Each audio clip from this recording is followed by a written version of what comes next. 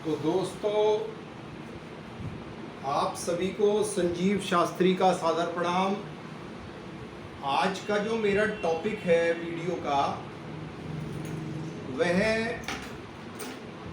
बड़ा रोचक विषय पर आधारित है और बहुत ही अच्छा वीडियो है। आप मेरे पूरे वीडियो को कॉन्सेंट्रेट होकर सुनेंगे, देखेंगे तो आपको बहुत आनंद आएगा।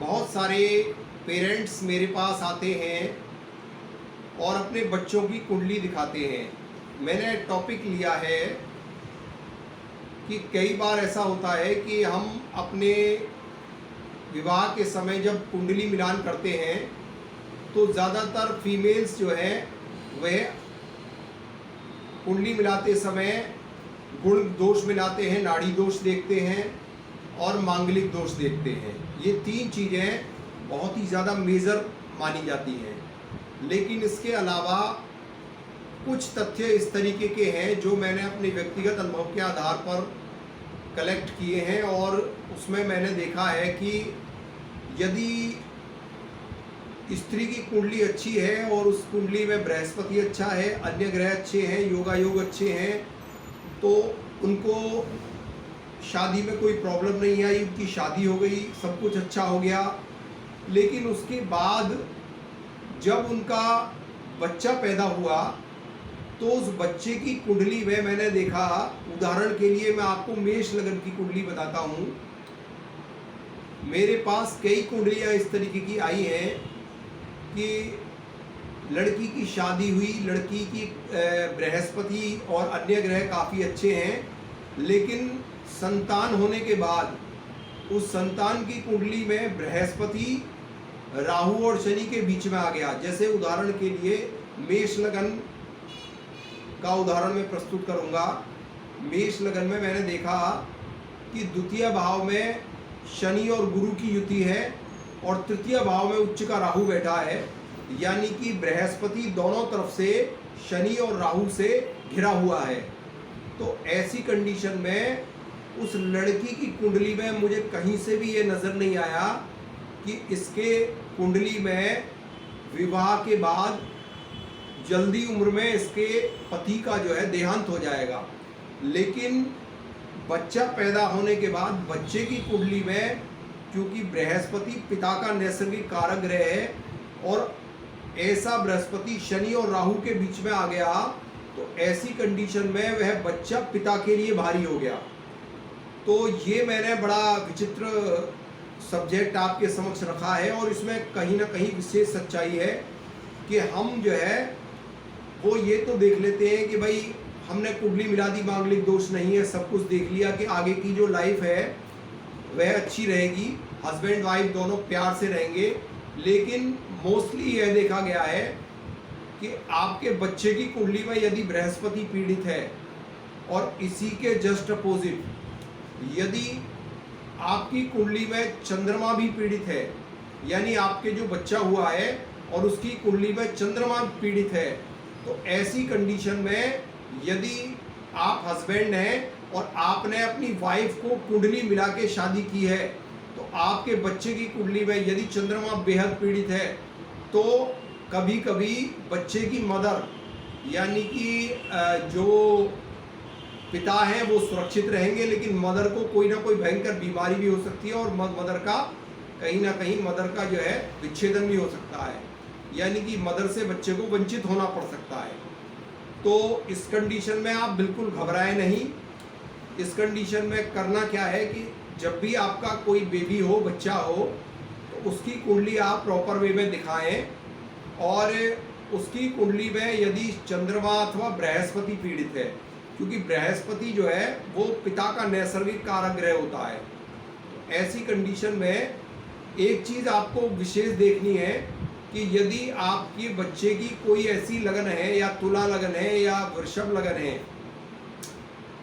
यदि आपके बच्चे की कुंडली में तुला लगन है अथवा वृषभ लगन है, तो ऐसी कंडीशन में आप यह देख लें कि इन दोनों लग्नों में बृहस्पति अकारक होता है।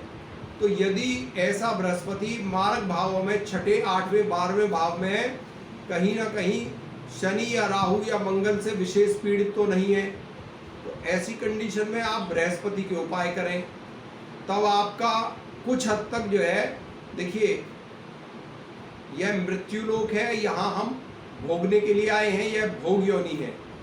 तो ऐसा तो होगा ही नहीं कि आपके नसीब में जब कोई बात लिखी हुई है तो वह टल जाएगी, लेकिन उसका असर काफ़ी हद तक कम कर सकते हैं। जब आप किसी पर्टिकुलर ग्रह से पीड़ित हैं और उससे संबंधित आप उपाय करते हैं, तो वो ग्रह कहीं ना कहीं आपका बैलेंस होता है। अगर ऐसा ना होता तो ना तो मेडिसिन्स बनती और ना ही जो है कोई रेमेडीज़ होती। तो कहीं ना कहीं परमात्मा ने रेमेडीज़ भी दी हैं, किसी अच्छे ज्योतिषाचार्य से मिलें और उसमें आप प्रॉपर रेमेडी कराएं। और इसी वे में यदि आपके बच्चे का चंद्रमा कमज़ोर है, तो चंद्रमा कमज़ोर होने से क्या होगा कि बच्चे का पढ़ाई पे मन नहीं लगेगा, बच्चा अस्वस्थ रहने लगेगा, और ऐसा बच्चा अपनी माँ के लिए भी कहीं ना कहीं भारी हो सकता है। तो कुल मिलाकर मैंने आपको ये बताया है कि बहुत से लोग इस बात को लेकर निश्चिंत हो जाते हैं, तो वह केवल इतने से ही निश्चिंत ना हो कि हमने अपनी बेटी की शादी कर दी और इसमें गुण मिलान कर लिया और बृहस्पति देख लिया कि बृहस्पति बहुत अच्छा है, तो वह प्रसन्न हो जाएं कि भाई हमारे जो दामाद जी हैं या हमारी जो बहू है उसको कष्ट नहीं आएगा। ऐसा बिल्कुल भी नहीं है। मैंने बहुत सारी कुंडलियों में देखा है कि बच्चा भी जो है कभी कभी माता पिता के लिए बहुत भारी हो सकता है। यदि उसकी अपनी कुंडली में बृहस्पति और चंद्रमा खराब है, तो वह बच्चा भी माता पिता के लिए कभी कभी बहुत ज़्यादा भारी हो जाता है। कई बार इस तरीके की कंडीशंस देखने को मिलती हैं कि माँ बाप कहते हैं कि भाई हमारी कुंडली में तो कहीं कोई टेंशन नहीं है, फिर भी हमें इतने कष्ट क्यों आ रहे हैं। इसका मेन कारण हो सकता है आपकी संतान की कुंडली में कहीं ना कोई ग्रह इस तरीके का बैठा है जो आपको परेशान कर रहा है। तो आप जो है प्रॉपर अपने बच्चे की कुंडली दिखाएं और उस ग्रह का जो है प्रॉपर आप रेमेडीज़ करें, तो आप उस कष्ट से बच सकते हैं। उसके मंत्र जाप कर सकते हैं, उसकी और दान वगैरह कर सकते हैं। तो ये पता कब चलेगा? ये पता तभी चलेगा जब आपके बच्चे की प्रॉपर आप कुंडली दिखाएंगे। और इसमें एक चीज़ मैं आपको और बताना चाहता हूँ कि जैसे मान लीजिए आपके 4 बच्चे हैं या 3 बच्चे हैं, तो अक्सर ये भी देखने में आया है कि आपका जो